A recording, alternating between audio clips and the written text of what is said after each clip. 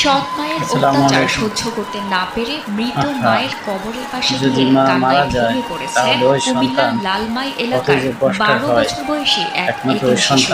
হৃদয় বিদারক এই দৃশ্য সামাজিক যোগাযোগ মাধ্যমে ছড়িয়ে পড়লে তীব্র আলোচনা ও সমালোচনার ঝড় ওঠে।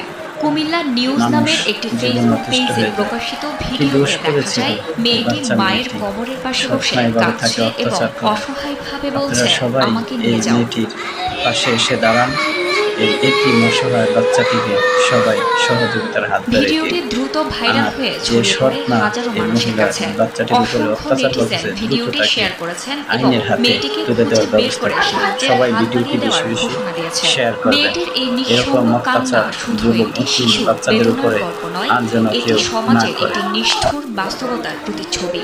মা হারানো শিশুরা নিজের ঘরেই আশ্রয়হীন হয়ে পড়ে, তারই এক নিষ্ঠুর প্রমাণ এই ভিডিও। যদি মা মারা যায় তাহলে ওই সন্তান